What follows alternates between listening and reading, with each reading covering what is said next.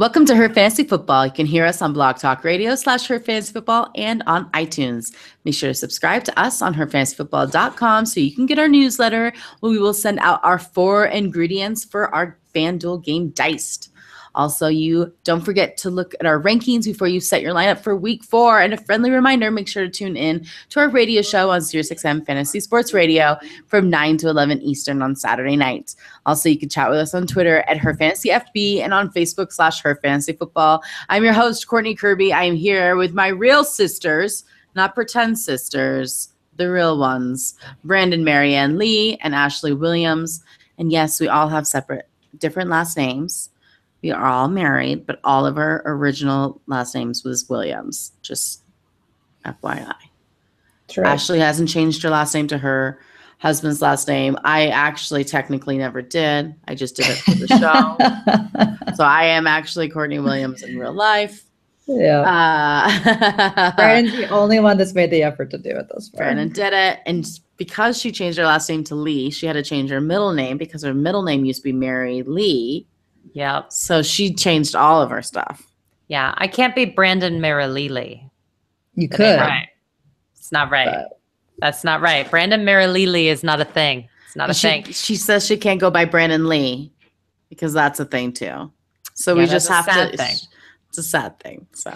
And then I can't go by Brandon Mary Lee because Mary Lee is my mother-in-law. It's all very complicated, really. So, but in real life, we're all the Williams sisters. Correct. It's true. Correct. It's true. We're just all people married. that knew us growing up knows us the Williams sisters. Yes. And we're all related. Courtney just met someone that listens to our show who did not think that we were really related again. And by the way, when we were in Canada, no one thought we were real sisters until they saw our photos and they were like, "Oh my God, are they triplets?" The one guy was like, "Is it the same person in 3 different outfits? Are they playing with us?" Yeah. I saw the 3 of you. You're 3 different people. Which is funny because I don't think we actually look that much alike, but everyone else seems to think so. So it's funny. It's fun. We do look alike. I don't know why you guys don't want to look like me. It's a little sad, but I think we probably. That's not what I'm saying. Way to make it about yourself, Brandon. I love you, oldest child. Of course. Well, I'm the oldest. You guys came after me. I always thought that I was adopted because what was that book growing up about like they hid something in attics, like Face on the Milk Carton or something? Oh, yeah. Oh, yes. You were obsessed with that book. You totally thought you were a milk carton girl. I do. I hate reading. I'm going to full disclosure. I hate reading. But for some reason, I read that book multiple times and thought I'm adopted. And I would search in some of our little hidden spaces in our house in Nebraska to see if there was a milk carton with my face on it. I was like, no, you're our child. I was like, I don't think so. I was like, I don't look like my sisters. What I always say. She's like, oh, yes, you do. Either way, growing up pictures are the best. If you haven't seen some of her older photos we've posted before, we should probably post some goodies of Ashley because her as a 8-year-old is everything you could ever want from an 80s child. So bad. Spiral bangs. Everything. That's beautiful. It was beautiful. I had glasses, a unibrow, and a mustache. So Brandon was a treat. Brandon was a treat too. This is true. It's true. So true. I'm hairy. Oh, it was good. It was good. It worked Tweezers. All right. Well, let's move on to some football now that we've clarified all that for you. We've got the Chicago Bears and the Green Bay Packers for Thursday Night Football. Brandon, Bears. The good news is that Jordan Howard is no longer on their injury report, which is great. He had that shoulder injury. It looked like he was still grappling with it during the game, but it didn't really matter because he didn't hurt in terms of production. He put up 138 rushing yards, 2 touchdowns, and he caught all 5 of his targets for another 26 yards. Ooh. Now, of course, a lot of people didn't start him because he wasn't even supposed to play, really. Most people didn't think that would happen. He's been suffering with this injury, but it looks like he's going to be okay moving forward. And also, you should still start Tariq Cohen, you guys. That touchdown, the last one for Jordan Howard, was supposed to be Cohen's, but he stepped out at the 37-yard line, which he did. That is true, but it was still a great play. He's still a great player. And like we've been saying since right after week 1, everybody, these are the 2 best players on the team. You want to start both of them. This is not an issue with Jordan Howard. It's not saying anything bad about Tariq Cohen by saying to stay with Howard. And I'm not saying anything bad about Howard by saying to stay with Tariq Cohen. This is the whole offense, everybody. And we have 3 weeks of evidence. So sign up. Get on it. Yes. It's like Chris Thompson for the Redskins. You just gotta must accept it at this point. Yeah, at a certain point you have to go, this is weird isn't actually weird. It's their offense. So sleepers, because on the bench, I just want to let everybody know here, Green Bay gives up the 8th most fantasy points to opposing running backs. It's the best matchup. It's the 2 best players. So that is what they're gonna do, just like they've been doing all season. Why am I saying that? Well, Mike Glennon has 12 or fewer fantasy points in each of the 3 games that he's played so far. He only completed 1 pass for 9 yards last week to a wide receiver. So you're not starting a wide receiver from the Chicago Bears. You're welcome. Adam Shaheen is a rookie tight end who did have a touchdown last week, which is great, but that's the only target that he's ever had in the National Football League. So you can't bank on that either. Fun fact, though, Marcus Wheaton's revenge game was 2 targets, 0 catches. Holla. Revenge games. They aren't working out in 2017, baby. No. Yep. What is working out, though, is Green Bay and Aaron Rodgers. And you guys, the top quarterbacks, I have to say, have delivered. Brady, Breeze, Rodgers, we feel fine about it. Move forward in life. Every other position's up in the air. QBs, we're looking out for you. Jordy went back to his double-digit fantasy points in week 3. Always Jordy. Double-digit targets, double-digit everything. We just love him. Ty Montgomery has a wrist injury. He's not on the injury report, though, anymore. He should be fine. He got a pedestrian game last week. But listen, he has at least 16 touches in each of his first 3 games. Can't really get much more solid than that. So don't get cute and try to bench him against the Bears. Anyway, sleepers, Randall Cobb is no longer on the injury report either. He was out last week, but hashtag Year of the Cobb is back, Ashley. Right. But I will say Geronimo Allison caught 6 of his 8 targets for 122 yards in week 3. Now that's going to go down because Cobb is back. But I'm not hating Geronimo Allison as a deep league stash, or even not so deep, because anytime someone's out, it looks like they're going to pump up Geronimo Allison, and you can yell at your television, Geronimo! So bonus. Guys, the last thing that the Packers need is a 4th wide receiver, though.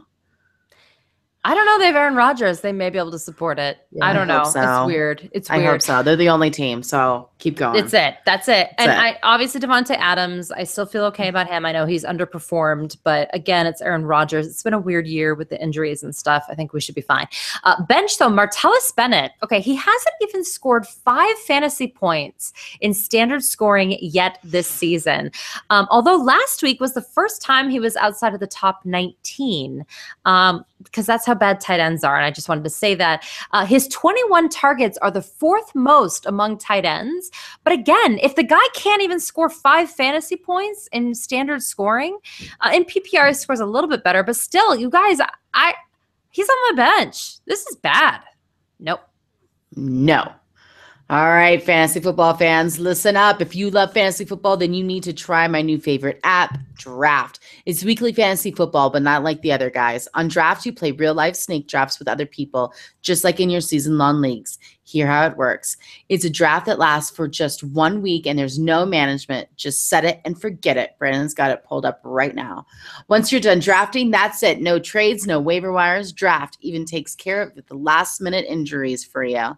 Drafts start every couple minutes, so you can join one right now. And the best part, play for cold, hard cash. Drafts start from just $1, so there's a draft for everyone.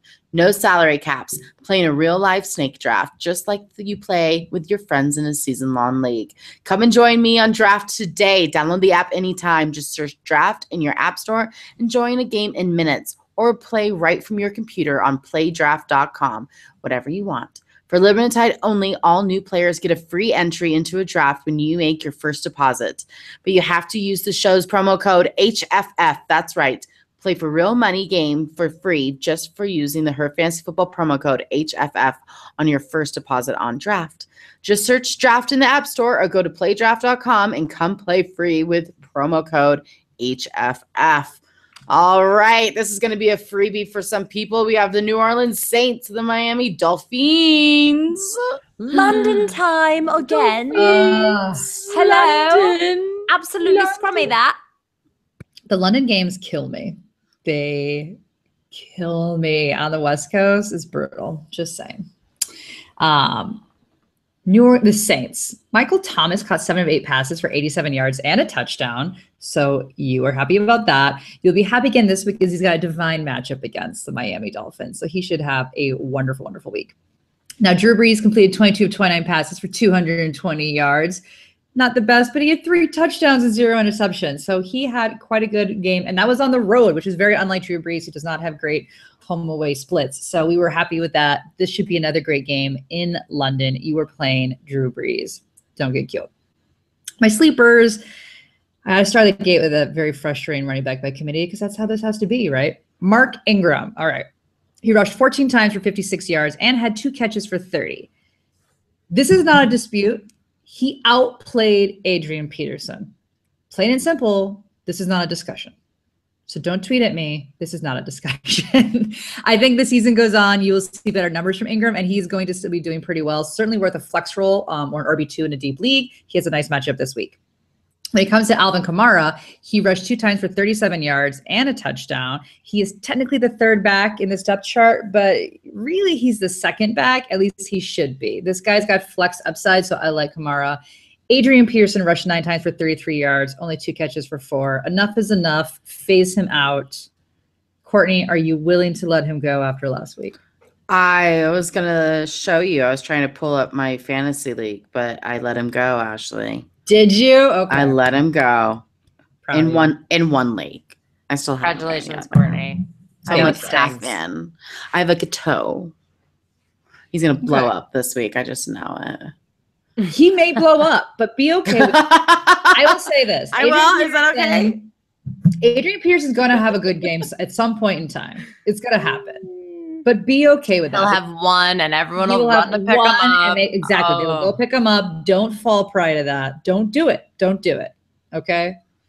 It's going to happen. Okay. Just accept it. Now, Coby Fleener finally fell from grace a little bit last week, only catching 1 pass for 21 yards. He has a good matchup this week, so I think he's going to bounce back. But my issue here is kind of like what Courtney said with the Packers. There's just so many targets on this team, and we've got Snead coming back this week. So only time will tell how much production we can consistently count on from Fleener, but I do think it could be worth a flyer as they are playing the terrible, terrible Dolphins, and he's done well other games, so I think he's worth a flyer in a London game. So. That Brandon Coleman guy. Am I right? Did I call that touchdown? Did you freak out for a touchdown? I think it was on our Sirius show that we're like, he's going to get a touchdown because that's what he does. He's going to get a touchdown. And he did. Of course, I tweeted, it's like, there's Brandon Coleman's touchdown. There it is off his one target, only target touchdown, 11-yard touchdown. So it's not just in the name, but it does help. It does help. Mm-hmm. But it's still a super risky play, especially because Snead is coming back. So, you know, he was targeted 3 times in week 1, 6 times last week, and just 1 time. Sorry, 3 times in week 1, 6 times in week 2, 1 time last week. He has scored back-to-back weeks, but again, you're doing a very serious dart throw, especially with Willie Snead. As we said, he's done with his 3-game suspension. He will be back. He did fly with a team, and they think that he's going to play. But again, that's very risky. And then Ted Ginn, speaking of revenge games, Brandon, only 2 of 3 targets, but over 44 yards and a touchdown and had 15 yards rushing. And keep in mind that 40 of those yards came from 1 play. But he did That's barely. That's so good. It is so good. But he did, like, they barely missed on a connection that it's so unrare that Drew Brees overthrows him, but he overthrew on a 50-yard touchdown. So he would have had a 50-yard touchdown on top of that, which would have had like a crazy good game. But again, with Snead, it complicates this issue. So really, my only starters really are just Michael Thomas, Drew Brees, and again, you can do Mark Ingram and Kamara and flexes. Everybody else, and Coby Fleener, you can throw a dart. Everyone else is bench, just too dicey. All right, what about the Dolphins? Okay, so the Dolphins. Coach Adam Gase said he is fed up with the Dolphins' garbage offense. Well, you shouldn't have gone there. So are we. So have Dolphins fans been for the past few years, Adam. Like, this isn't news to us. You've got a garbage offense, obviously. But, he has this whole quote about there's a lot of bad football, more mental errors we've seen from guys in the last 2 years. But what's interesting is that last year when Gase went off about being upset about bad offense, he cut 3 offensive linemen in the same day. So it's possible that we could see some action happen. I don't think it's going to happen immediately. We don't know who those casualties will be, but Gase has been known to do some crazy stuff. So just saying, it's not going to affect you fantasy. You think he'll cut Jay Cutler? No, but he should. I don't know if he should. I mean, what are his options? But come on now. He's been known to do some crazy stuff. Is all I'm saying here. Jarvis Landry has been awful. Really? He's bad last game. Not awful though. His passes are like, hold on, here, I got an impersonation for you. Here. That's me. They're lazy passes. They're lazy. He's just like the most unenthusiastic quarterback in the league is my problem. But he's always been this way. You knew that's what you were getting with Jay Cutler. Yeah. Still scored more points than Phillip Rivers. That's right. Yeah. Luckily, I don't cover that team, so I don't talk about that train wreck. But I do. Don't worry. So starters, Jarvis Landry. He wasn't targeted as much as last week, but he still had 11 targets, caught 6 of them for 48 yards. So not great, but again, the targets are there, and that's what matters. Playing the Saints this week, he should be able to bounce back. I'm not really too concerned. In other Landry news, the Florida State Attorney's Office has opted not to file charges against Jarvis Landry for the domestic battery case, which I do think will take a load off Landry. But do keep in mind that Zeke was not charged either. That doesn't mean anything. This case is a little bit different. So I don't think this is going to come to fruition with the NFL, but never say never. But something to keep in mind, Jay Ajayi, boy, did I call that wrong. I said that he's going to have a huge week because he should have on paper, and he only got 16 yards off 11 carries and then 9 yards on 3 targets. Horrible. This offense was so bad. But here's the thing. The guy only had 13 touches because this offense was so bad in trying to play catch up. They weren't able to give him the ball. So I think he's going to be able to bounce back against the Saints. I think you were fine. You can still play Ajayi. Just put last week out of your mind. It was just a really bad week. And Devontae Parker's the other one. We sit here and tell you guys people you should play. And I don't know about you, ladies, but I almost stress more about the people I tell people on Sunday morning they should play than my own team. I feel so awful if I tell you to play somebody and then they bust. Even though they should have done well, they bust. I feel horrible. So Devontae Parker was really stressing me out. He had 10 targets, though, caught 8 of them, 76 yards, which was okay. And then he caught the touchdown, and I was like, breath. Okay, fine. So at least he played okay. Again, Cutler, you're not playing him. He's not someone you should put in. And Julius Thomas, the targets and the yardage are just not there. Some are saying that he's a good streaming option this week because they are playing the Jets. I disagree. There are other guys that you can stream. Julius Thomas is not your guy. The Saints, but close enough. The Saints, yes. Not your guy. Yeah, the Saints defense is worse than the Jets. Yes. We're getting a ton of action, by the way, on our live chat on YouTube, ladies. And I just wanted to say that there's a lot of talk about Cutler being okay or not okay. And I agree with not okay, in case you didn't notice. Also, the offensive linemen that are out on Green Bay, there's some talk about that. Agreed, but they had offensive line issues last week and they were A-okay. I think that these players can play above that, but you're right. That is a little bit of an issue for Ty Montgomery, people in our chat. I did want to ask one question because I don't actually have an answer to this, and I'd like to hear you guys before I type one in. Someone asked us, I have a Jay Ajayi, Dalvin Cook, and Ty Montgomery, but I want to fit Chris Carson in somewhere. The dilemma.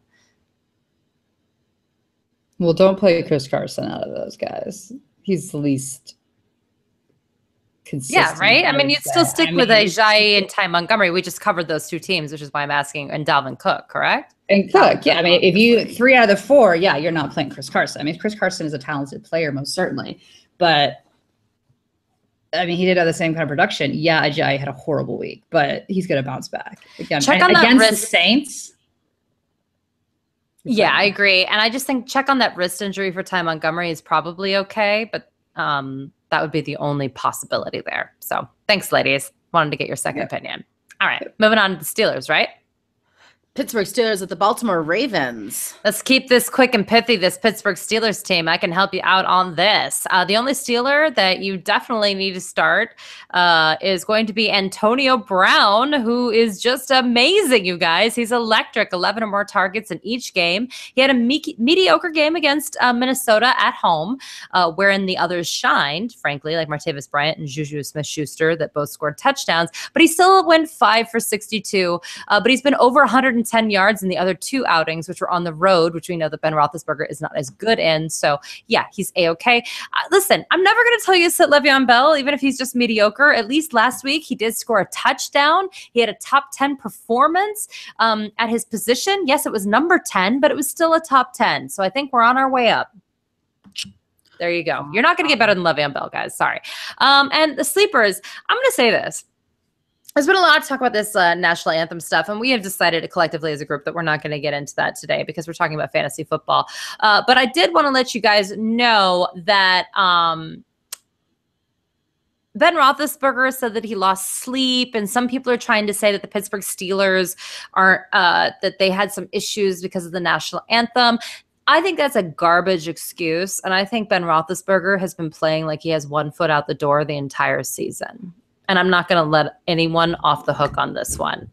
So I just want to say that, listen, I'm not starting him on the road against a ticked off Baltimore team that got their butts handed to them by the Jacksonville Jaguars in London, for crying out loud.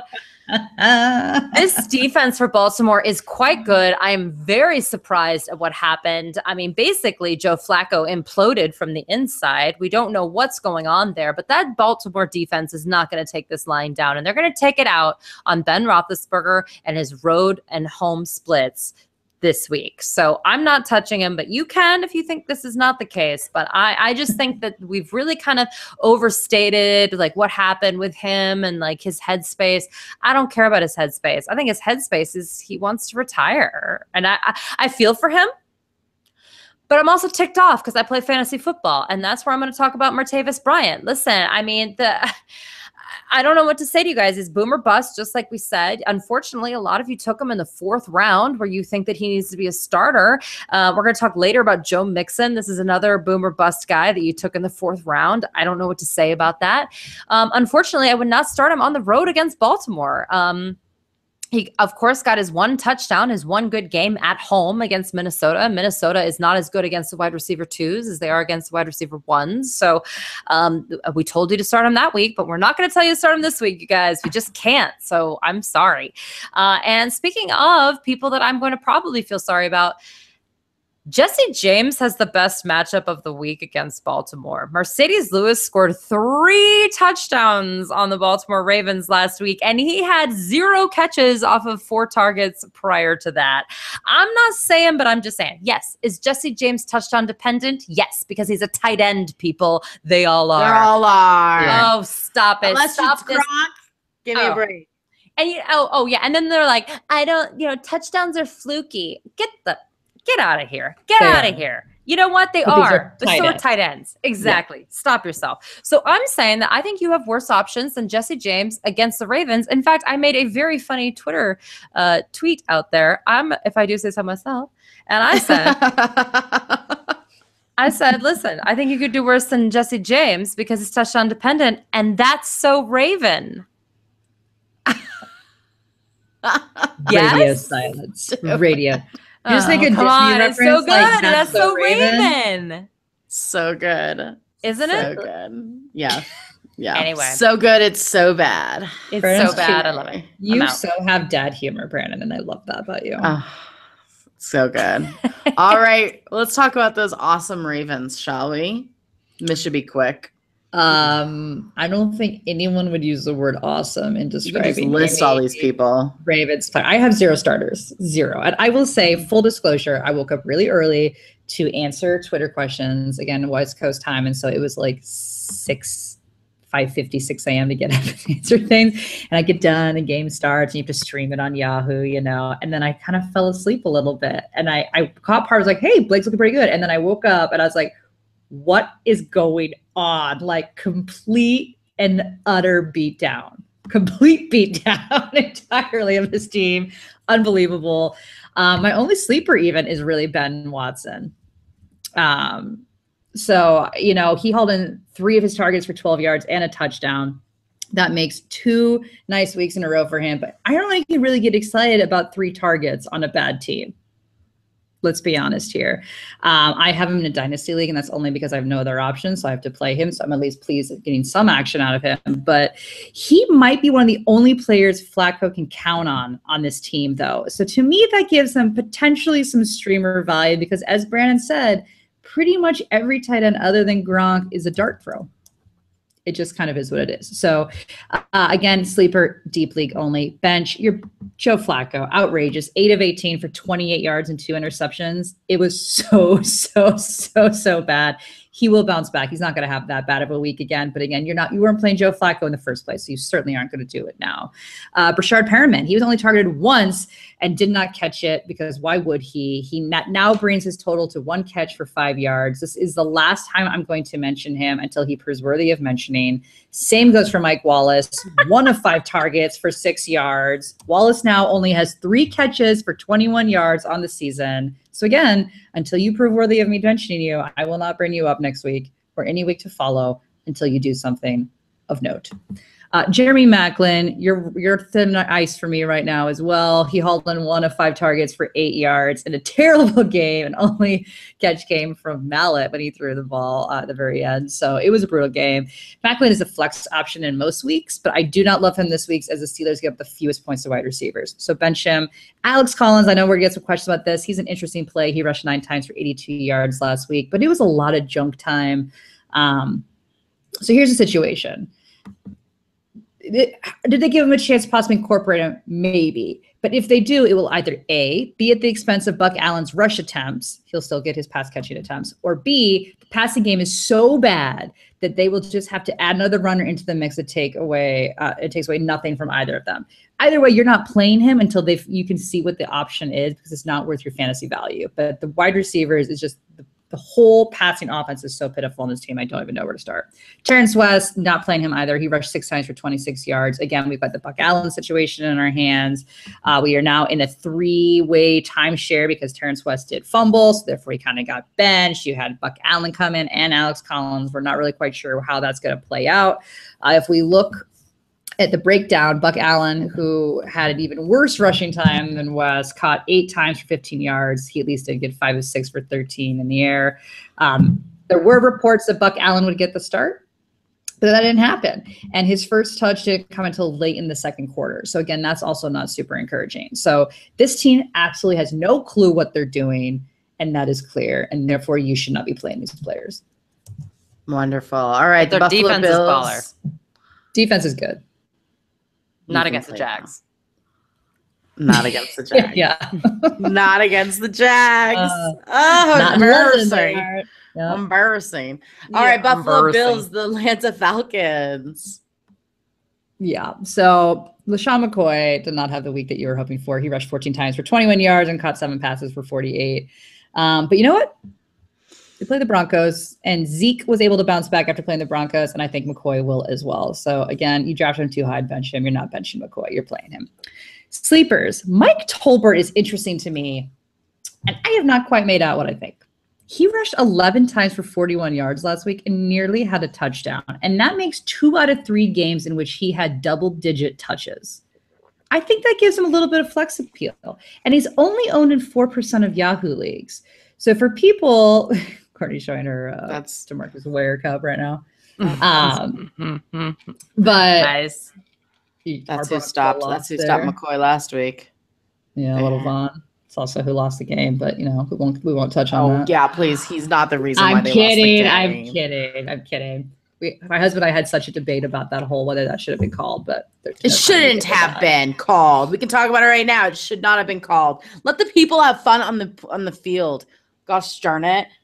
Tyrod Taylor was laughing about it. It was funny. It was a joke. They're having fun. Ugh. I don't know. Sorry. But anyway, Mike Tolbert, he's an interesting option for people maybe that are Darren Sproles owners out there. And if you're in deep leagues, Tolbert, again, only owned at 4%. He's out there and he's getting double-digit touches. So there's at least opportunity there. And when you're this deep and you're losing players, I don't know about you, but I've been really hit a lot by injuries thus far this year. We're only in week 3. You're looking for opportunity, and that's what Mike Tolbert will always provide you.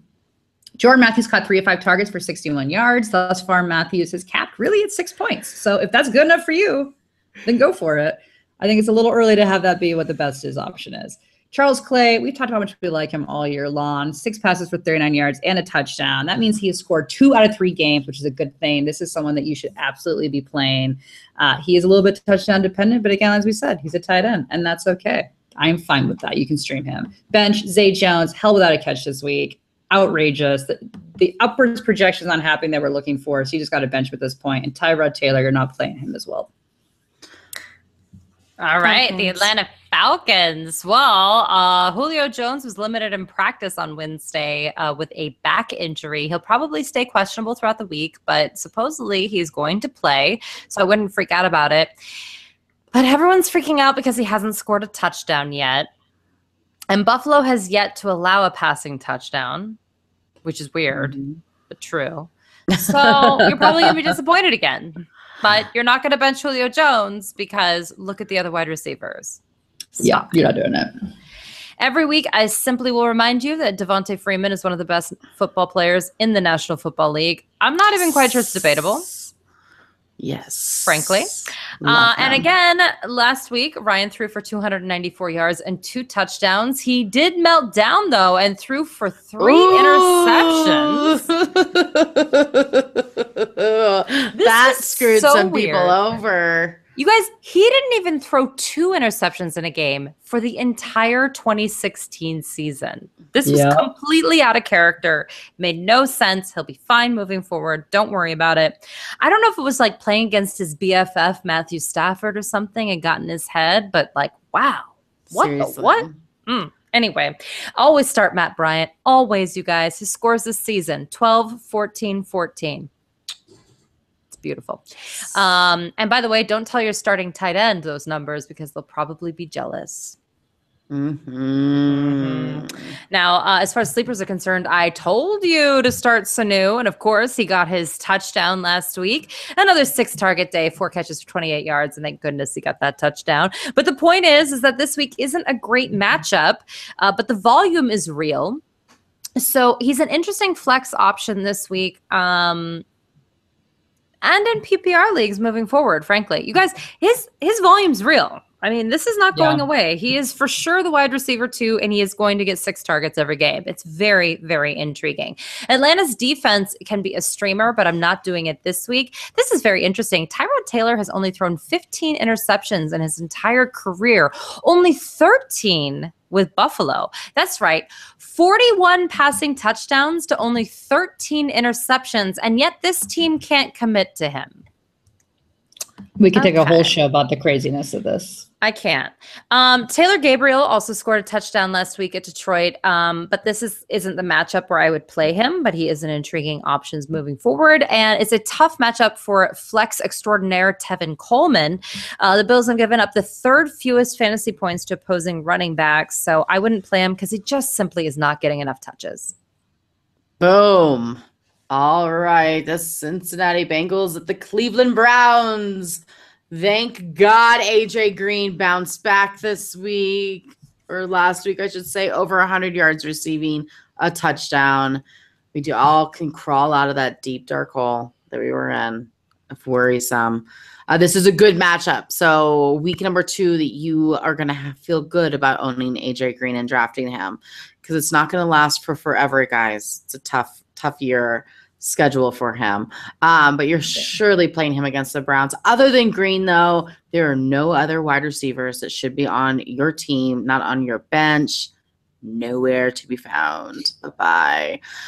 Joe Mixon hit double digits in standard leagues for the first time last week. I'm only putting him as a sleeper because he's playing the Cleveland Browns. So he appears to be the main back with a great matchup. So I'm okay with him. He's the main back, says the new offensive coordinator, Bill Lazor. Love that.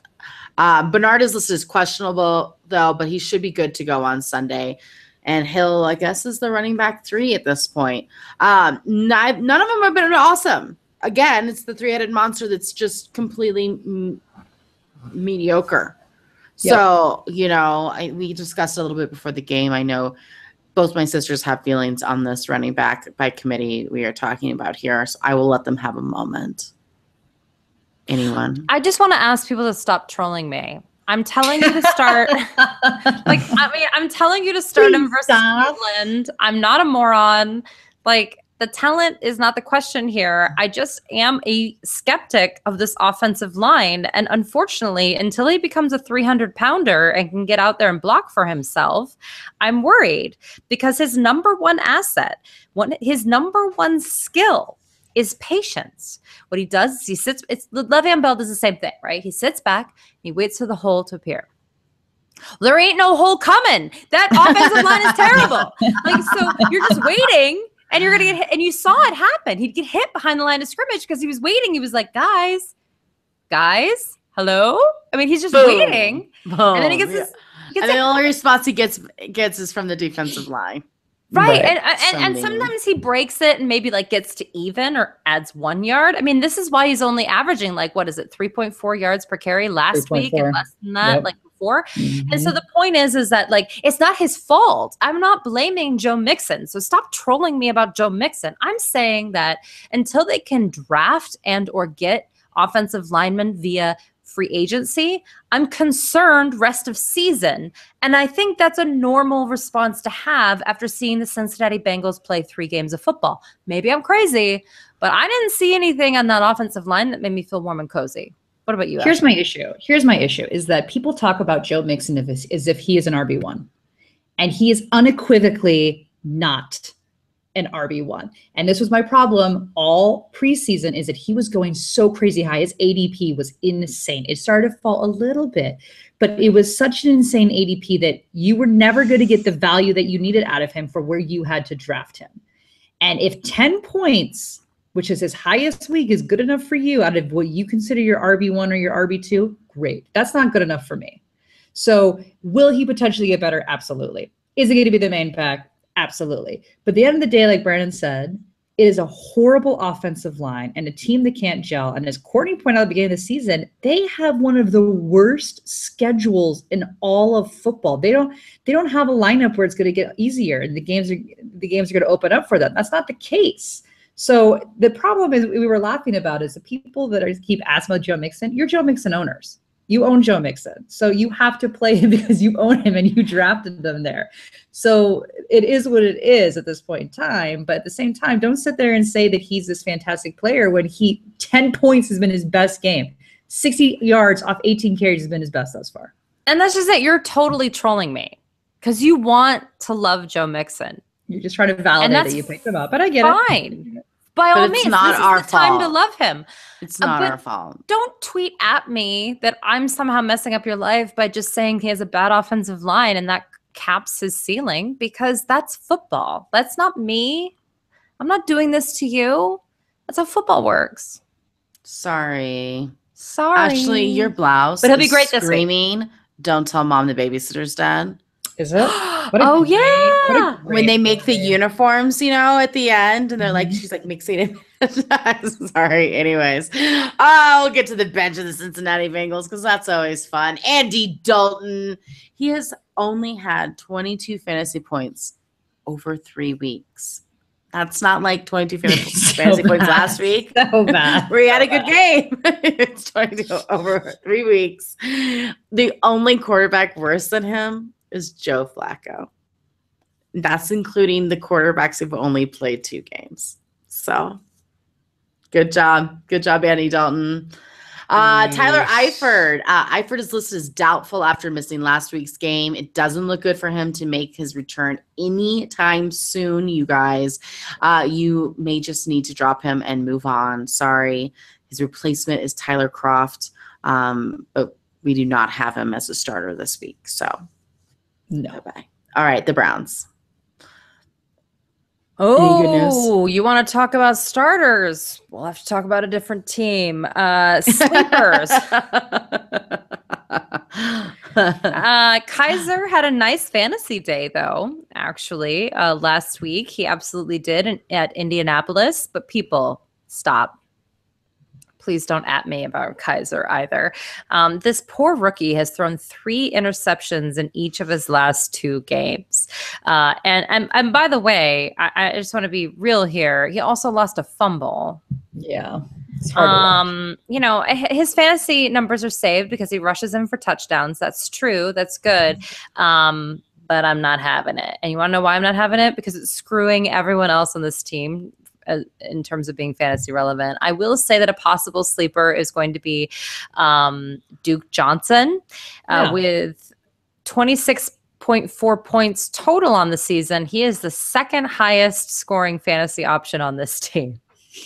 Total. Again, that's kind of like Andy Dalton numbers, actually. A little bit better than Dalton, though. How sad is that?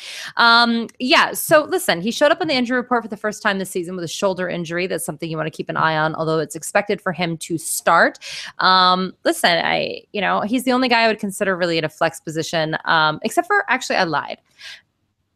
David Njoku is their rookie tight end, and he's had a touchdown now in each of the last 2 games. It looks like he's going to be a red zone and or end zone target for them. So I'm okay with you taking a flyer in like GPP formats or super deep leagues. He is okay for me. And also, this is a stretch, but Cleveland got interceptions against Big Ben and Joe Flacco. They recovered fumbles against Baltimore and Indianapolis, both on the road. If the Cincinnati Bengals are a little down over their tough loss to Green Bay, I think that they could get some turnovers here, people. I think if you're looking for a sleeper defense, I'm suggesting Cleveland Browns, Cincinnati Bengals give the 4th most fantasy points to opposing defenses. On the bench, well, if your quarterback's throwing 3 interceptions a game, it's difficult for other people to score. And as I said last week, the Browns are going to brown. And I suggested playing Britt over Higgins. I hope you did, because Higgins, wow, he went from Mr. Man to 2 catches for 10 yards. Britt was the one with 3 catches, but it was for 54 yards and a touchdown. Thank goodness for that touchdown. I'm not starting Crowell this week, questionable with a shoulder injury, although he should be fine. But I have some contrarian advice for you. Are you someone who's struggling at 0-3 and have David Johnson, or used to, or maybe you have him on IR? I'm one of those people. I'm going to trade low for Isaiah Crowell. And I know that sounds insane. But he continues to get touches. And at this point, he is one of the only starting running backs you can still buy low on at this point because people are so disappointed because they overdrafted him. I am buying low on Isaiah Crowell because I think that this quarterback's going to get a little bit better. And at some point, they're going to have to run the ball. You guys, they're just going to have to. That's how football works. So if you're desperate, if you're taking a desperate flyer, not this week, but moving on rest of season, I would consider trading low for Isaiah Crowell.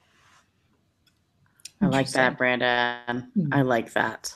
All right, we got the Los Angeles Rams, the Dallas Cowboys. Man, I got this game so right and so wrong. It's amazing. It is amazing how right and wrong I got this game. First of all, did Jared Goff break out again? Yes, he had a huge game. Was Todd Gurley still at the top? Yes, he had a huge game. But it was Sammy Watkins and Robert Woods who just carried away that game like a crazy thing. The good news is the Rams offense looks great. And I think they're going to have a high floor as a unit moving forward. The bad news is that they seem to be rotating usage at the wide receiver position, and it's going to be very frustrating each week as to who you're going to decide to start. So on that note, you start Todd Gurley, obviously. The only person who's doing better than him right now is Kareem Hunt, because Kareem Hunt is better than all of us. Okay? Accepted it. So should you. Yep. Also, on the same note, Greg Zuerlein. Okay, he's the number 3 kicker right now in the league. He's only behind Ryan Suckup and Matt Bryant. Here's what's really weird. Matt Bryant's at like 98% ownership. Suckup, 47% ownership. He's the number 1 kicker in the league right now. Greg Zuerlein, 29% ownership in Yahoo leagues right now, you guys. He is number 3 in the league on an offense that continues to rumble. Wake up, you guys. Los Angeles Rams are not the same Rams as last year. Get Greg Zuerlein if you play with kickers. If you don't play with kickers, well, congrats. But if you do, stop leaving points on the table. And Cairo Santos just went to IR this week. There's so many kickers on IR and losing jobs and missing kicks. Why would you not get Greg Zuerlein? I have no understanding of what's going on. I bumped Zuerlein into the top 10, and I am at least 10% higher than a lot of our counterparts. And I'm I don't understand why he's not up here, because you said he's like, what, the third highest scoring kicker? Like, yes! And it's a decent matchup. So I'm like, why is he literally being ranked in the 20s when this guy should definitely be in the top 10? So we go look at our rankings. We have him in the top 10 for where you should be playing him. I joked, and some guy was like, I hate it when SiriusXM talks about eliminating positions. But I was joking, and I was like, we should eliminate tight ends instead of kickers, because actually kickers are pretty consistent. You just don't pay attention to them. Anyway, sleepers are going to be Sammy Watkins. He broke out last week with 6 catches for 106 yards and 2 touchdowns, which, by the way, how much did I shrivel inside when every single touchdown had Cooper Kupp blocking? Yeah. You saw his little jersey blocking. He's like a huge part of every score, but we don't get points for that. Anyway, listen, he sustained a concussion during the game. He is still in concussion protocol, but he did practice on a limited basis. That's a good sign, but concussions are iffy, so you need to pay attention to this. This is a big deal because they're going up against the Dallas Cowboys, who score points. So listen, I have Goff as a borderline streamer right now with the fact that I'm thinking Watkins won't play. If Watkins does play, I move Goff up a little bit here. But either way, they're going to have to score points, but I think they're going to try to run more with Todd Gurley. It's going to be intriguing, though, either way. And then 2 games in a row where Kupp caught a ball on the 1-yard line. But as far as I'm concerned, if you're in a deep league and you have to drop it, if you're in a deep league, you keep him on your bench. But if you're in a shallow league, you can totally drop him and pick him back up. But if Sammy Watkins isn't playing, he's the only other guy out there with Robert Woods. And here's the problem. He killed it last week, Robert Woods, with 6 catches for 108 yards. The week before, though, he only caught 1 of his 4 targets for 8 yards. It's a yo-yo thing with this guy. I don't know what to tell you. So I apologize. Gerald Everett, though, played last week, but not really. He had that thigh injury. He's off the injury report, though. Big player. I still have him on the bench, though, against the Cowboys, but he is intriguing. And I'm not starting their defense versus Dak and company. And yes, I said Dak and company, not Zeke and company, because I think Dak Prescott is fantastic. Boom. All right, Ashley, you tell us. I also like Dak. I don't know if I'd call it Dak and company. I mean, maybe. But, I mean, last week was clearly a Zeke game, right? They want to get Zeke back into a good mindset after the complete beat down he got with the Broncos. He rushed 22 times for 80 yards and a touchdown, plus he caught 3 of his 4 targets on top of that for an additional 14 yards. He did bounce back and finally started to ramp up in the second half. The first half wasn't that great, but he definitely in the second half came to Zeke life. It should be a good week. The Rams actually get the second most points to running backs, so I think you can feel completely fine about Ezekiel Elliott. And of course, if you drafted Ezekiel Elliott, there's absolutely no scenario other than he starts serving a suspension where you're not playing Ezekiel Elliott. So I should have told you that you're starting him. My sleepers is Dak Prescott. I do like Prescott, like Brandon says, but he only threw 18 passes. He completed 13 of them. It was only for 183 yards. He did have 2 touchdowns, but he had 16 yards rushing and a 3rd touchdown that he scored himself. So he had quite a nice little game himself. My issue is I don't expect the same kind of production this week against the Rams. I think he should be able to put up between 15 and 20 points, I guess I would say maybe. So it won't be a horrible week, but I think you got some other options out there because a lot of people didn't even draft Dak. So my biggest issue comes with Dez Bryant, who I've got in the sleeper category. And I know it seems a little bit odd. I don't have him as a starter, but Dez is not Dez. He's only targeted twice. 2 times. That is so crazy that you only really target your lead receiver 2 times. Something is going on, and I don't know what it is, and it doesn't make sense to me that is the most that you target him. It just doesn't make sense. Yes, only threw 18 passes, but still, to only target Dez Bryant twice makes no sense. It was only for 12 yards. At least he did get a touchdown that saved it on the day for you. But still, I don't love that. I think Dez, for me, based on targets and production, is a wide receiver 3 or a flex role, but I'm really not sure what's going on here because, again, that just doesn't make sense.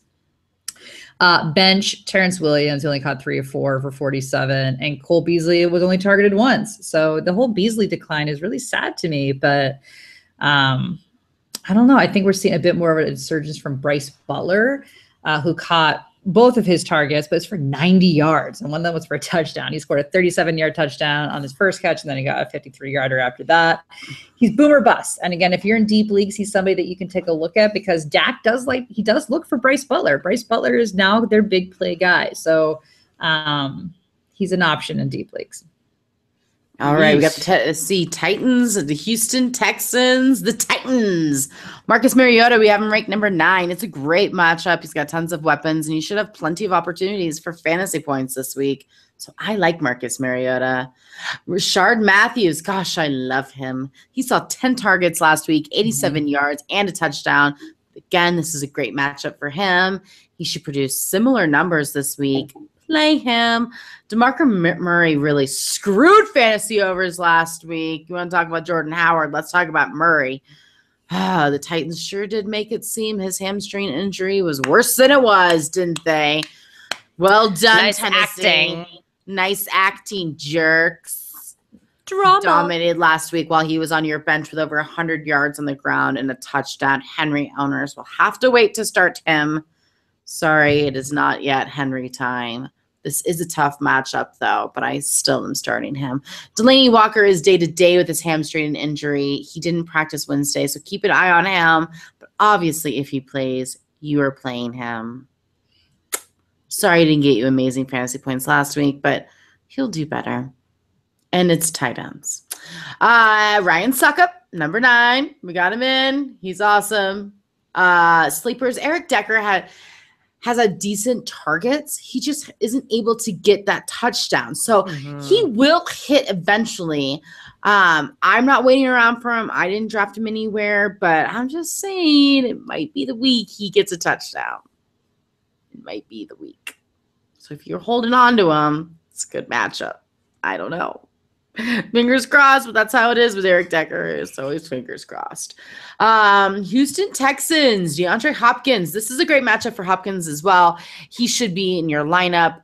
He has had 7 receptions in each of his each of the games, the 3 weeks. So in PPR, he's a must start. Very rarely does somebody catch 7 targets nowadays. He will be limited in practice. He was limited in practice on Wednesday as well. So you can keep an eye on his status, but we should be good. Now, Lamar Miller has been struggling lately. Oh, it hurts. It hurts. Miller. It doesn't help that Dante Foreman is biting at his heels. The Texans did throw a lot last week. They really abandoned the run. So hopefully he will get more opportunity. This is Miller I'm talking about this week. But guys, you need to make sure you pick up Foreman because he looks good. He does look good. They're not giving him tons of opportunity, but they might eventually. So that's unfortunate. I think Bill O'Brien's offense is bizarre. I think Bill O'Brien is maybe the worst coach in football. Oh, Ben McAdoo, man. It's a tough call. I could not believe how piss poor his clock management is. Like, it was so outrageous. Outrageous. Like, in the quarter whisperer, in what world? In what world are you a quarterback whisperer? It's easy to whisper to Tom Brady, am I right? Yeah, it's real easy. I could whisper to Tom Brady. Yeah. This is a team that's struggled for a long time. So it's not going to just change. Do you think Will overnight. Fuller is going to be a thing? Everyone in our chat's talking about Will Fuller. So listen, I've told you guys to pick up Will Fuller and stash him on your bench for a while. Do I think he's automatically going to come in and be a thing? No, I don't. Listen, you have a rookie quarterback, and that's going to take a moment to build a little bit of chemistry. But I like Will Fuller a lot. I think if Houston Texans know how to use him, he could be productive going forward, but I'm not starting him yet.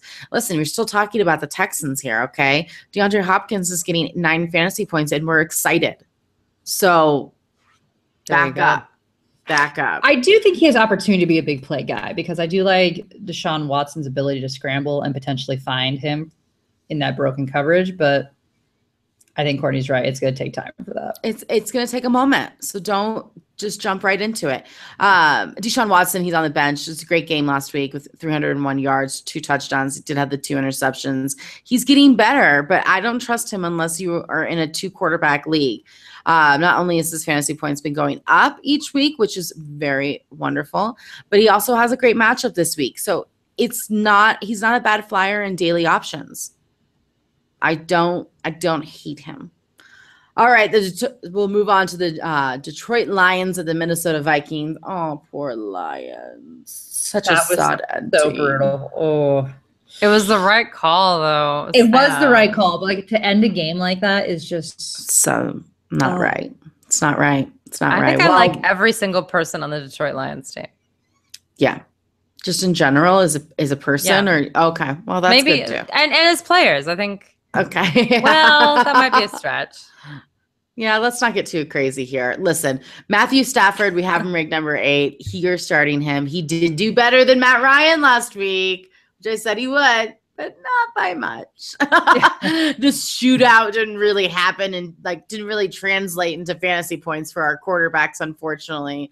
But this isn't my favorite matchup for Stafford either, but I'm still playing him unless you have the 7 guys that are above him in our rankings. Then you can start them over Stafford, but he's still ranked high. You're starting Tate this week. He had his first touchdown, a mini to come last week. But I think this will be a bit of a shootout. So I like him. He is getting covered by Xavier Rhodes. I'm sure you'll shadow him.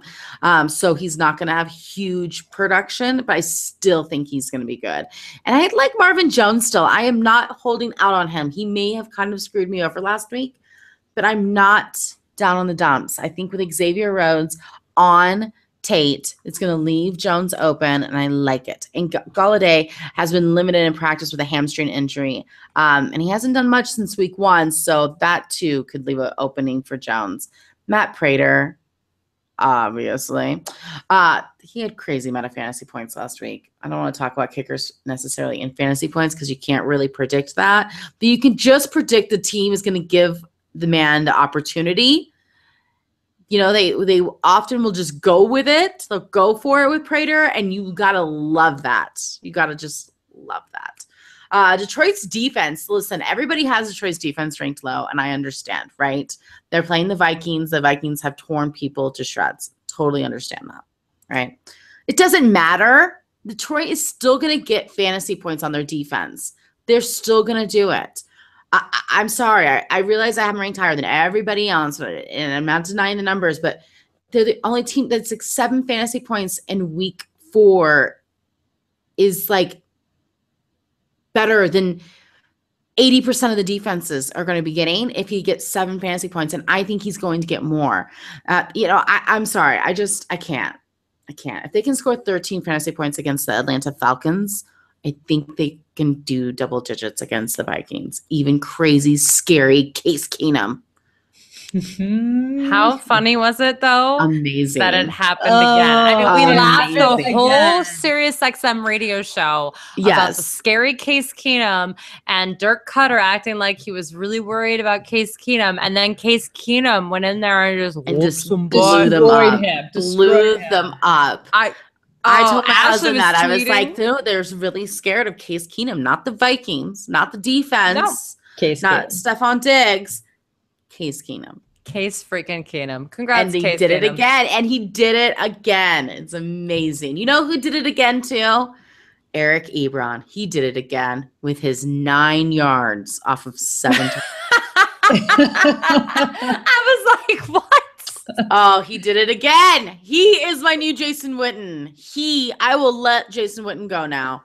Jason Witten, you're fine. Eric Ebron. Okay. On our hit list. You can never start him. I'm sorry. Oops, I did it again. I got 9 yards. And that's it. Ooh, baby. Oh, Eric Ebron ticks me off. I know my singing's bad, but Eric Ebron. Yeah, that's bad too. All right. And I am not starting any of the running backs against the Vikings, even though Abdullah tied his record high of 86 yards again. He too did it again. exact. Way to go. Way to go, Abdullah. You're impressive. Gotta love him. But seriously, the Vikings are really good, so you're not playing them. It's pretty rare that you can actually say a hard number is someone's ceiling. And the fact that you can literally say 86 yards is someone's ceiling. It's impressive. It's consistency. It's true. It's true. I mean, this was 86 total yards in week Okay, so that 2. I think it was 86 rushing yards, but that was all he got. He didn't have any receiving yards that game, so it's still 86 yards. So yeah, the Vikings, Ashley. I could not keep it together last week watching the game, and I think I immediately tweeted both of you about Case Keenum. I can't remember what my tweet was. Just like, oh my god! Third time's the charm. Third time's the charm. Case Keenum. Sad but true. So we're going to start with our update about Sam Bradford because obviously everything relies on this for this team, but maybe not because Case Keenum is the man. You have to. If I was the Buccaneers, I would really seriously try to pick up Case Keenum in the offseason just to have on my bench so I don't have to play against him the next year because it just happens every time that the starting quarterback gets hurt. It's Case Keenum and he comes in and destroys them. I would. It's him and totally Dirk, man. It's him and Dirk. They've got a possibility. Thing. It's awesome. And it doesn't work out for Dirk. So, okay. Vikings update. Sam Bradford. His knee is. We don't know whether he's going to play or not in week 4. Coach Zimmer called Bradford day to day. He did confirm that Bradford will be the team starter, despite the fact that big, bad, scary Case Keenum did have a heck of a week. He had a great week. So where does this leave the Teddy Bridgewater talk? Because now there's that talk. So allegedly Teddy Bridgewater will be healthy enough to play when he's eligible, and he will not be eligible until week 7. But then the word on the street is that they're going to proceed with caution with Teddy Bridgewater, which means that if Case Keenum is playing well and Bradford's not playing, I don't know why they would jump ship from Case Keenum to Teddy Bridgewater. So we've got a weird situation here. I don't know what's going on with Bradford. I mean, he had a second opinion and there's no structural damage to his knee. So I don't know if this is more of a mental element, which is a little bit scary because you really don't know when he's going to come back. So. It's a bruised bone though. So yeah, that's it's the same bad, thing. right? I'm going to talk about it with Melvin Gordon too. It's swelling is the issue. It's swelling, but I think it's also his surgically repaired knee. And I think there's just also some like nervousness about it, which I get. Well, Case Keenum's head's probably swelling after last week. He played well. He was 25 of 33 for 369 yards and 3 touchdowns. So yeah, Dirk, you got Keenumed again. I watched All or Nothing. I like Case Keenum and his wife. They seem nice. Yeah, they seem very nice. But the good news for us, fantasy-wise, here's the good news: is we don't have to be worried about our players on this team because Case Keenum is in. Okay, Case Keenum's gonna be able to get it done. So you're playing Dalvin Cook, 97 yards and a touchdown. You're playing him again this week, and he had 5 of 5 targets for 72. So yeah, you're playing Dalvin Cook. Stephon Diggs had an insane game, 173 yards and 2 touchdowns. Yeah, you're playing him. And even Adam Thielen, who didn't seem like he had that great of a game because he's been overshadowed by the greatness that was Stephon Diggs, still had 98 yards. I'm obsessed with Adam Thielen. You are playing all of them. You are able to play Diggs and Thielen, period, and Cook. So sleepers are no sleepers. You're either playing them or you're not. I will say Kyle Rudolph is the only one I'm concerned with because he only was targeted twice.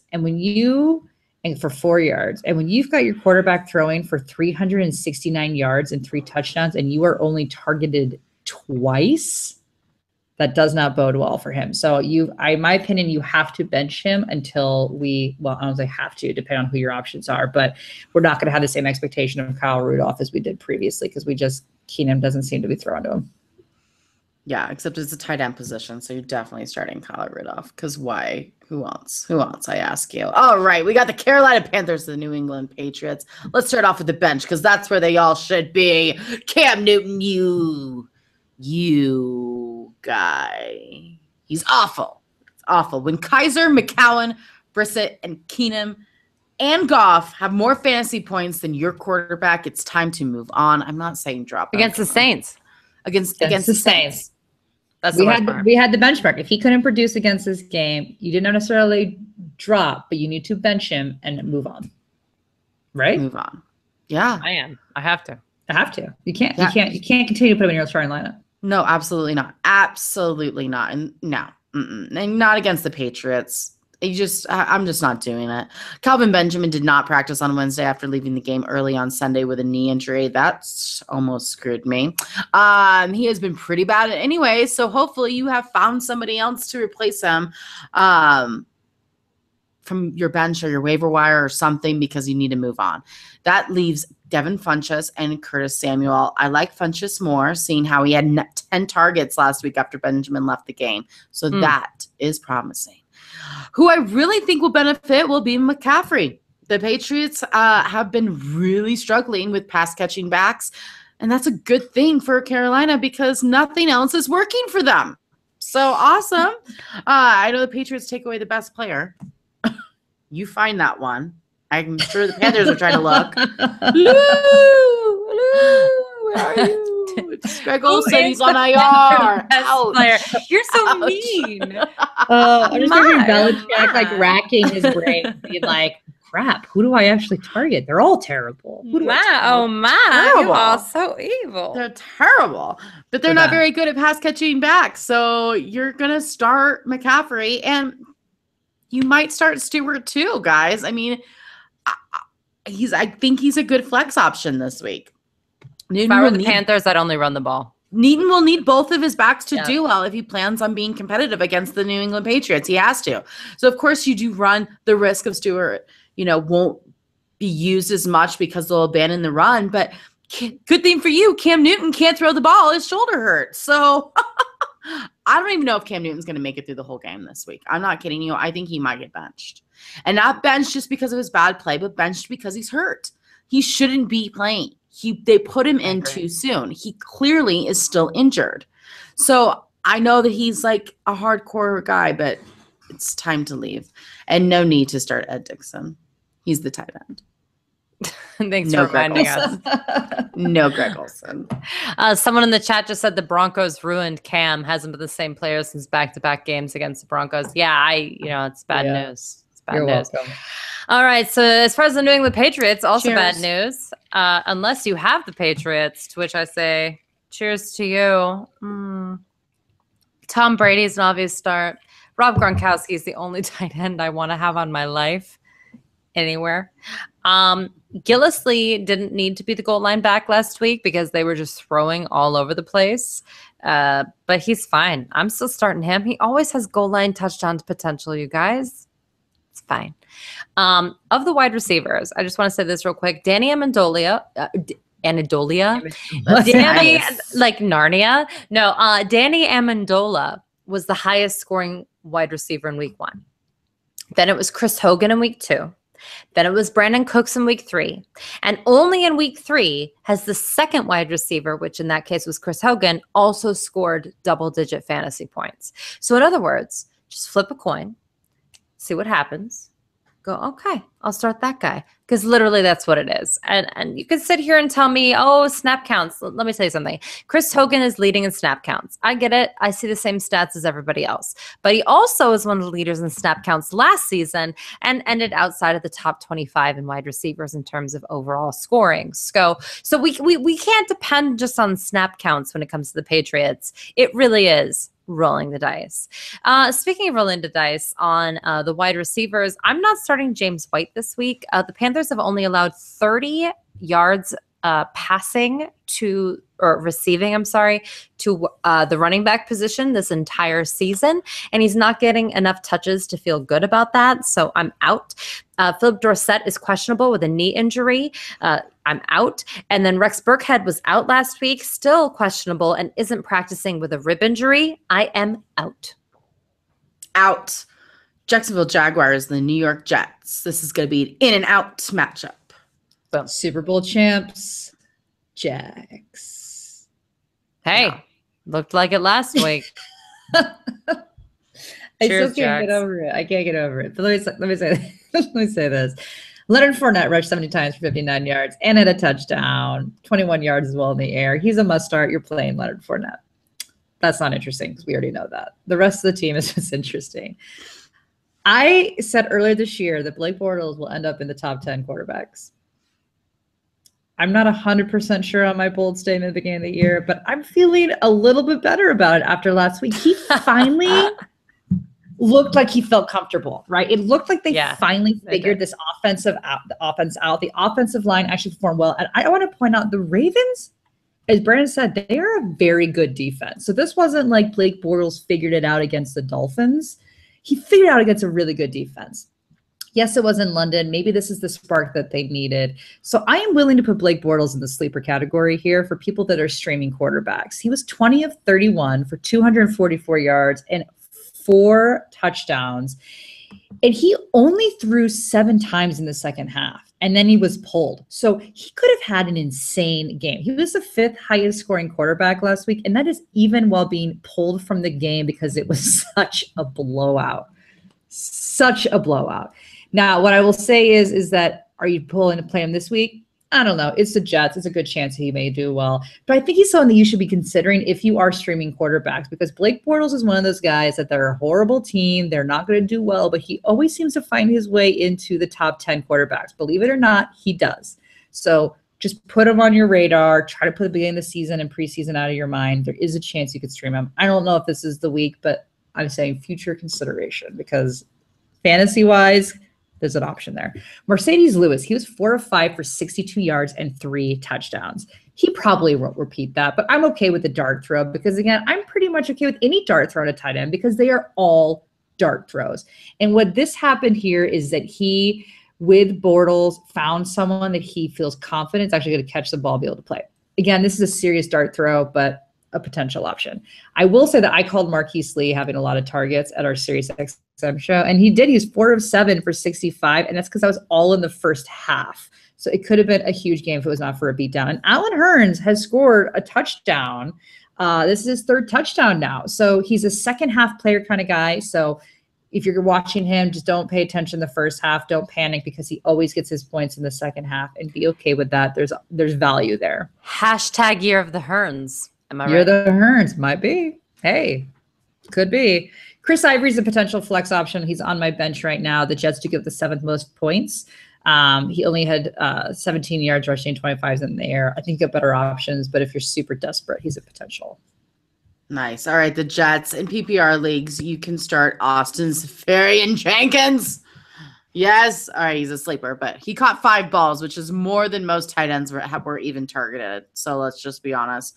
The Jaguars have given up the 3rd most fantasy points to tight ends this year. So we're throwing darts, people. This is tight ends. We're throwing darts. Here we are. It's the best matchup for the Jets. Other than that, I'm not doing it, I guess. The Jaguars destroyed the Ravens last week in London. I'm putting Powell, Kearse, and Anderson as deep sleepers, but play them at your own risk. Other than that, Josh McCown, bench. Matt Forte is doubtful with turf toe. Toe injuries are not good.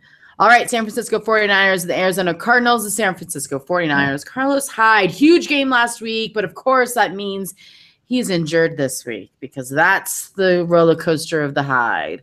Every time with this guy, he's limited all week, but if he plays, you're playing, even though it is a tough matchup. He is all the 49ers have. Okay, you can start Pierre Garçon. He saw another 10 targets last week, and when Hoyer is throwing to him, he does well. I can't guarantee that he's going to have that many targets, and I certainly can't guarantee that he's going to have 142 yards again this week. But hey, 7 catches in PPR is worth a flex spot in my book. And on the bench, you guys, Brian Hoyer, I'm sorry, don't let last week fool you. He had 3.22 points in week 1 and 1.96 fantasy points in week 2. Now, granted, altogether is still more than Andy Dalton, but you're not playing Brian Hoyer. Not playing Brian Hoyer. And George Kittle, just because that's a cool name, he's on your bench too. Ashley, the Cardinals. Sorry. I love that stat about Brian Hoyer. That's great.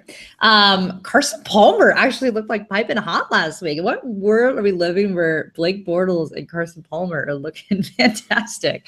But he completed 29 of 48 passes for 325 yards and had 2 touchdowns. He's got a great matchup this week. I think he's a must play. If you are someone who streams, I think Carson Palmer is a great play this week. Larry Fitzgerald. Man, it was the Larry show, and that's my favorite kind of show. He caught 13 of his 15 targets for 149 yards and a touchdown. You can take a deep breath, Larry Fitzgerald owners. I am also someone that was nervous from the week prior, but you know what, guys? He is back, and he looks good. Love me some Larry. Those are my only 2 must-starts on this team. There are no sleepers. Everyone else is on the bench. John Brown, he did work out on Monday, but that's a step in the right direction, but he's not going to be playing anytime soon. J.J. Nelson has a hamstring injury, so keep your eye on him. Jerron Brown caught 2 of his 6 targets for 27 yards and a touchdown, but they are all risky plays, so I don't love any of them. Jermaine Gresham caught 5 of his 9 targets for 47 yards, but pipe down, don't get too excited. The targets are not there overall, and Palmer was basically throwing to the water boy as well this game. No, don't do it. Don't get excited. And then running back situation, I don't like any of them. You need to wait for this to get sorted out. Chris Johnson rushed 12 times for 17 yards and 1 catch for 4 yards. Not what you're looking for. He did get the start, but Andre Ellington outsnapped him. And Kerwin Williams played in only 1 snap. So you can absolutely drop Kerwin Williams. Andre Ellington's an intriguing play for me, as he did rush 5 times for 22, but he caught 5 of his 8 targets for 59. So he's a decent PPR flex option. And a quick reminder, you guys, to listen to our SiriusXM show on Saturday nights. We actually had an Arizona Cardinals beat reporter on, and he was brutally honest about JJ Nelson. I pulled him from a lot of lineups after hearing his interview, where he was like, no, this hamstring injury is really bad. Don't play him. And I was like, oh, okay. We hadn't heard it in black and white like that until our Saturday night show. So make sure to tune in to SiriusXM, 9 to 11 p.m. Eastern. Boom. Philadelphia Eagles and the Los Angeles Chargers. All right. Alshon Jeffrey. Ertz. He's a given. Ertz, yeah. Again, the target. The rave in my mind. 10 targets, caught 8 of them, 55 yards and a touchdown. I told you he's going to get that touchdown finally. Week. I told you he finally got his touchdown. Love us some Ertz. He's a must start, period. End discussion. That's not a dart throw. So if you got Zach Ertz, you're definitely playing him. Alshon Jeffrey caught half his targets, 4 of 8 for 56 yards. He will do better this week, but hey, you drafted him, so you're playing him regardless. So if he's healthy, you're playing him, and you're just hoping that he actually plays well. Carson Wentz, I'm going to go ahead and say is a must start. 21 of 31 for 176 yards and a touchdown. He rushed for 22 yards as well. He was the 6th highest scoring quarterback right now. He has a good matchup this week, so play him. I like him. And shout out to Jake Elliott, the kicker, who won the game. I think it was a 61-yard field goal as a rookie, longest for a rookie. Fantastic. Good for you, Jake Elliott. Very exciting. And everybody else is on the bench. So as a quick note, Eagles signed Kenjon Barner for a 1-year contract. He's a running back. He's not going to get any play, but they're just stacking up because Darren Sproles tore his ACL as well as broke his arm in a play last week. So he's out for the season. So what does this mean for the running backs? No one really knows. One would think that Blunt should benefit, but I'm just not sure. In regards to touches last week, Wendell Smallwood had 13 compared to Blunt's 12. They had newbie come in, Corey Clement, who had 6 touches. He actually looked pretty decent, I thought. He had 22 yards and a touchdown in the game, but Blunt had 67 yards at a touchdown. But Wendell Smallwood had 71 yards, and he caught a pass for 9 yards. So Eagles offensive coordinator said that there is no doubt that Wendell Smallwood will be in for an increased role with Sproles out, but I just don't know. I mean, he did outsnap Blunt, but Blunt's the goal line guy. So I think I'm still probably leaning Blunt, but I hate everything Philadelphia Eagles has an option except Ertz. So that's my feeling. If you're deep, and you need something, you can go get Wendell Smallwood for the most part. I just don't know if it's something that you really want to play. It's really risky. No consistency. All right, Brandon, the Chargers. All right, let's keep this. Listen, the Chargers are exactly who we thought they were, and that can be good and bad, and you're welcome. Okay, first of all, Melvin Gordon has a minor bone bruise in his knee. This is the reason why this is bad is that it's only a bruise, which is great, that's fine, but it does cause swelling, and that's what we were talking about with Sam Bradford as well. And the problem is that this bone bruise is on the same knee that he had microfracture surgery on his rookie season. So there's a possibility that they hold him out or reduce his workload like they did last week, based on the fact that they want him to be okay. I want him to be okay too. So if he doesn't play, I'm actually okay with that. But you need to keep an eye on this injury for sure. He has scored a touchdown in each of his performances so far this season. So obviously he's a stud, but him being a starter is all dependent on what goes on with his bone bruise. Brandon Oliver is his handcuff just in case, but you do not want to be in that situation, and he will not produce by Melvin Gordon. So there you go. 9 or more targets in each game for Keenan Allen, so start him. How do you solve a problem like Phillip Rivers? How do you catch a cloud and pin it down? 0 touchdowns, 3 interceptions. Classic.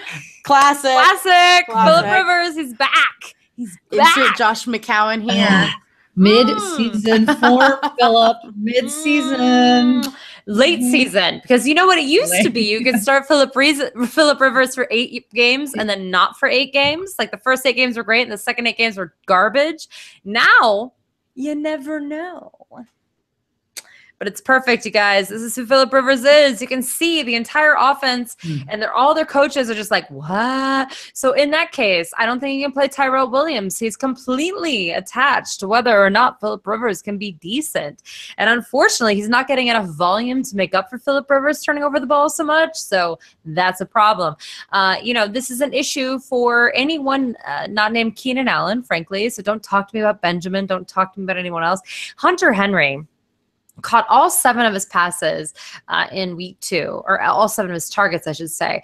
And then in weeks 1 and 3, he got 0 targets. This makes no sense. And by the way, Antonio Gates isn't doing better. He got his touchdown in week 2 to break that record, and then it's been 1 point. So you can't start either of them either.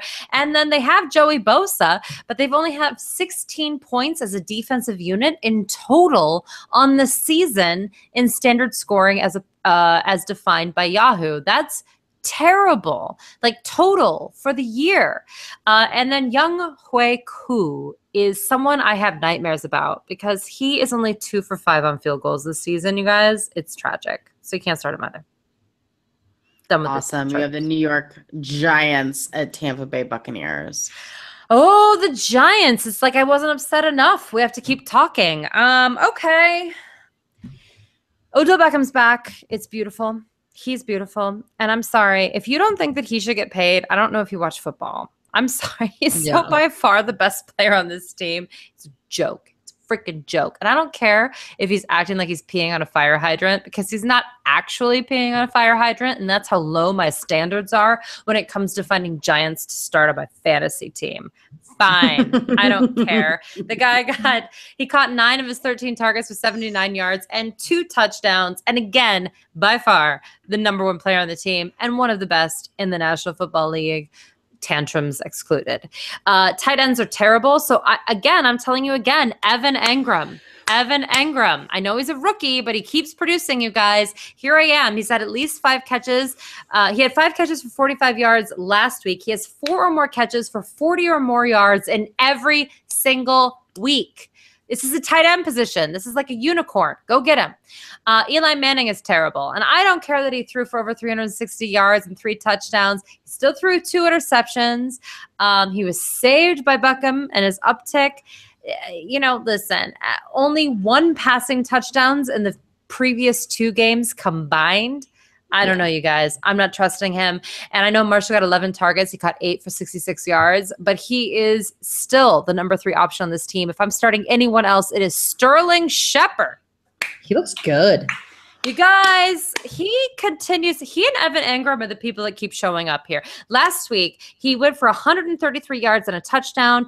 It is the second time this season he has caught 7 passes. He's only owned in 51% of Yahoo leagues. That makes 0 sense. Shane Vereen is questionable with a calf injury. Orleans Dark was not practicing with a back injury. And you shouldn't even have Paul Perkins on your team right now. I don't know what your deal is.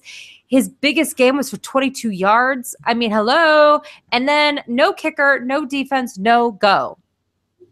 No go. All right, Tampa Bay Buccaneers. We knew that Evans was going to have a hard time last week and that Jackson might have a potential of having a big week, and that's exactly what happened. I think Evans will go up in fantasy points. I think Jackson will probably go down a little, but I like them both this week. Jameson Winston, yikes, 3 interceptions last week. Thank God he got 328 yards and 2 touchdowns because it could have been much worse for all of us. He fumbled a few times too, but he was able to recover them. Thank God. This isn't a great matchup. So if I'm reaching for a quarterback this week, I think I am reaching for another guy. Yeah. Do not hate Jacquees Rogers this week, though. This is his last week without Doug Martin, I should say, to share touches with. And although the Bucs abandoned the run last week, we can all say that because of scary Case Keenum. He should bounce back and have a nice game against the struggling Giants. So I'm okay with Rodgers. I think he's got something to prove this week. So kind of like that. Cameron Brate caught all 4 of his targets last week and found the end zone. Again, dart throws if they're not Gronkowski or Ertz. So there are worse tight ends that could be in your lineup this week than Brate. It's a risky, but it's actually a decent matchup for him. So I kind of like it. All right, we got the Oakland Raiders, the Denver Broncos. Ooh, the Raiders. Ooh, the Broncos defense. Ooh, injuries. It's all so scary. Oh, Derek Carr. Derek Carr really stunk it up last week with just 118 yards passing, 1 touchdown, 2 interceptions. He did not look like himself. I blame his brother for airing this really bad rap video that Derek Carr did on the NFL Network because I think that really messed with his head. I think people got to him, and that's what happened. So, will he bounce back?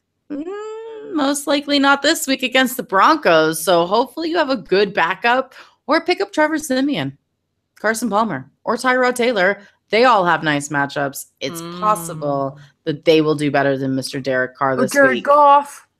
Jared Goff. Carson Wentz. Where is 2017 gone? All right, this is going to be a tough day for Marshawn Lynch, especially. I don't know if you saw what the Broncos did to Elliott. Even McCoy couldn't get much going. It doesn't look good, guys. So I would look elsewhere for your running back too this week. This is just an awful week for everybody for matchup and injuries. Michael Crabtree left the game last week with a chest injury and has been limited in practice all week. Amari Cooper has been awful and remains on the injury report with that knee injury. He has been really bad. I don't know if I'm starting him this week, even if he does play. That's how bad it is. He has been dropping a lot of passes, so it's not good. Jared Cook found the end zone last week. I knew he was going to hit at some point. I knew it was going to happen. I think he's decent. The Broncos are surprisingly pretty bad against tight ends. So this could be the guy on the Raiders to own this week, other than their kicker, because you can play him too. You can. All right, Ashley, the Broncos. Manuel Sanders, you're starting him. He was 7 of 15 for 75 yards, but he did drop a 44-yard catch, so it could have been an even better game. You're playing Emmanuel Sanders. I like him. Demaryius Thomas, 6 of 9 for 98 yards. You're also playing him. Broncos defense, interesting enough, they're not even in the top 10. They're coming in as the 12th. So if the Raiders bounce back this week, I don't know if they will. I don't know. At the end of the day, you've drafted them really high. You're not streaming defenses, so you're going to play them anyway, and you're just hoping that Carr has a week like last week, which is possible. It is very possible.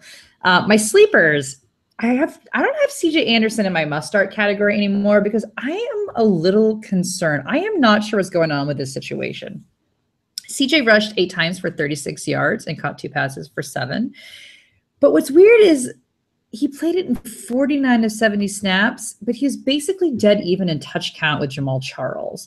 Jamal Charles' touch count hasn't really changed, but for whatever reason, Charles had 9 carries for 56 yards and a touchdown. He looked good. He looked kind of like Charles of old, But the decline is really interesting in terms of with Anderson, because the week prior he had 20 carries for 100 yards. So he had a really good week, and then to reduce the touch count just didn't really make sense to me. So I don't know what's going on there. Charles has averaged 5.1 yards per carry. And as I said, he looked pretty good. So I'm okay with you playing either one of them in a flex role. I do like Anderson slightly more than Charles, but for whatever reason, they've been upticking Charles the last little bit here. So thank God, because I drafted him wherever I drafted AP, so I need him. I've got him on my bench, but like it's hard if you're a CJ Anderson owner right now. I don't know what's going on. It's weird again that you would downtick his production after a 100-yard game. He had a really strong game, so it's very weird to me. Benny Fowler, I'm also going to say that you can throw a dart on. He 7 targets, caught 4 from 55 yards. Simeon likes throwing to him. So I can't ignore 7 targets in last week's game, and he's had 2 touchdowns thus far in the season. So he has flex appeal in deep leagues. Benching Trevor Simeon, Courtney mentioned him earlier. I think I just need him to prove it to me again after last week. Last week was pretty brutal.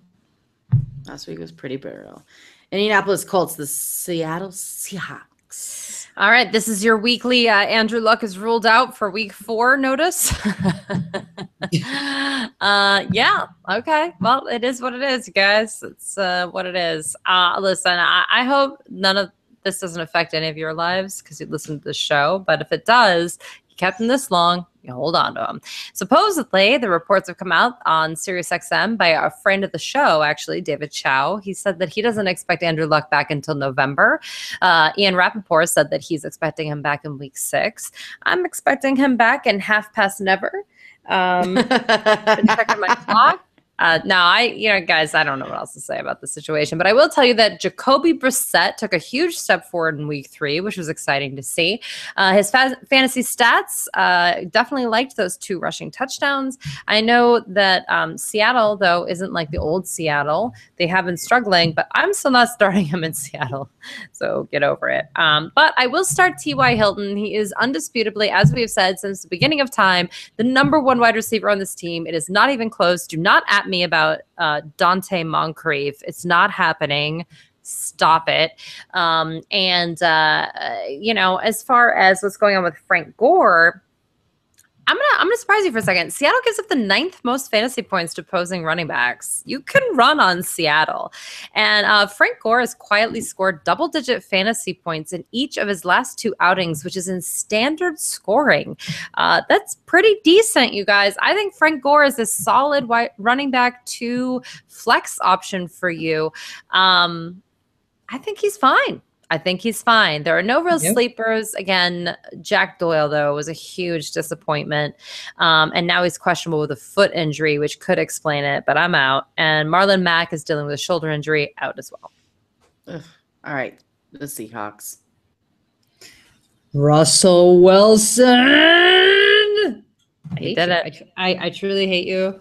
It is very fitting that Brandon's husband beat me with Wilson after all of my Wilson hate.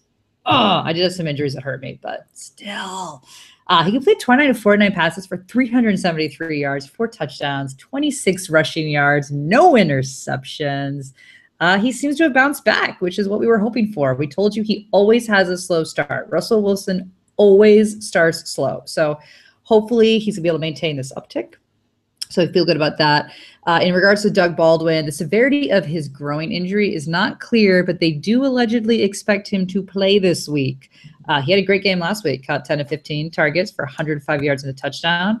So just make sure you keep eye on his health and that you look before starting him to make sure he's actually playing. But as of right now, they expect him to play. Jimmy Graham, keep your eye out for his health as well. But hey, he's targeted 11 times, caught 7 of them for 72 yards. He is listed as questionable, so make sure that you check. But if he's playing, you are playing him. Sleepers, Paul Richardson. Again, we keep mentioning he's a big play guy. He is. He was targeted 7 times, only caught 2 of them. But he has always those really tough matchup plays that are kind of you're expecting that big play. But he had 30 yards and a touchdown. Till he is putting up decent numbers, you can only put him in your flex. But I do like him.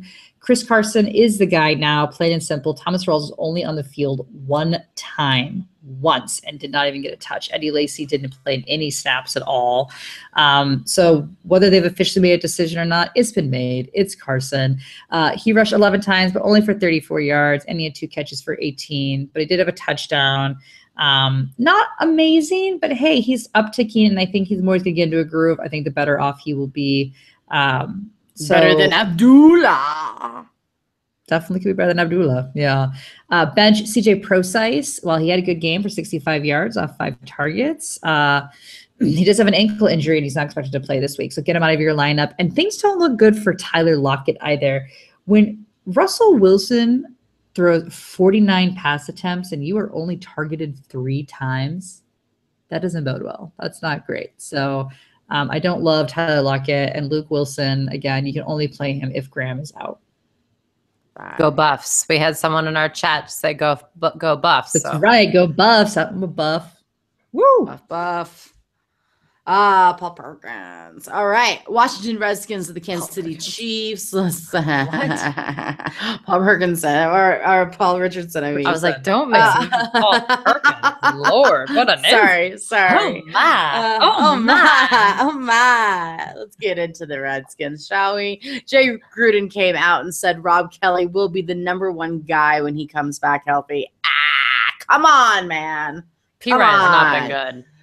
So if you are a Redskins fan or a Chris Thompson owner, let's all hope Kelly doesn't come back to play at all. Doesn't really matter, though, because Thompson scores points regardless. Being on a Monday night game, the lack of production thus far, and not sure whether or not he's going to play, obviously you need to find somebody else for Kelly if you were relying on him in this week. Hopefully you picked up Chris Thompson. If not, good luck finding somebody on the waiver wires, because it doesn't matter. Chris Thompson is the dude. He's gotten double digits every single time. PPR monster. I love him. Dustin Hopkins is the second best player on this team. Congratulations, kickers. All right, then we move down to the sleepers. Kirk Cousins. Cousins finally had a good game last week with 365 yards and 3 touchdowns and 0 interceptions. I think he might be ranked a little too high, seeing how he's playing the Chiefs, who destroyed Tom Brady and Phillip Rivers thus far. And it's prime time. The Chiefs always do well in prime time. I think it might be another sad day to be a Redskin. Jordan Reed is still day-to-day and unlikely, but unlike Greg Olson's fill-in, you are not putting his in, or you are putting his in. It's Vernon Davis, you guys, and he looked good. No Ed Dixon problems here. He caught all 5 of his targets for 58 yards and a touchdown. This is a tough matchup, though, but Cousins will have to throw the ball, so why not to Davis? Because we all know that it's not going to the 2 wide receivers that we drafted. I'm not even going to mention them because I'm upset. Brandon? This is what I'm going to say about the rankings of the quarterbacks. It's been impossible to do because only bad quarterbacks have been scoring fantasy points. It's been really tragic. So Tom Brady and Russell Wilson were at the top, which, by the way, Russell Wilson was not at the top for the previous 2 weeks. Then it was Case Keenum, Jacoby Brissette, Blake Bortles, and then Kirk Cousins. Like, it's been a disaster zone. I don't know how to rank these guys. I don't know what to do anymore. It's just a disaster. Anyway, Kansas City, though, is easy peasy. You want to know why? First of all, Cairo Santos was sent to IR, everybody. Get him out of your lineups. It's incredibly important that you pay attention to kickers if you have them. He's replaced by Harrison Butker, but I still would go with someone else. Again, Ryan Suckup and Greg Zuerlein are less than 50% owned. Go get them. Anyway, other than week 1 at Foxborough, the Kansas City Chiefs have scored 11 or more fantasy points at each of their 2 outings as a defensive unit. I am intrigued by this week against Washington.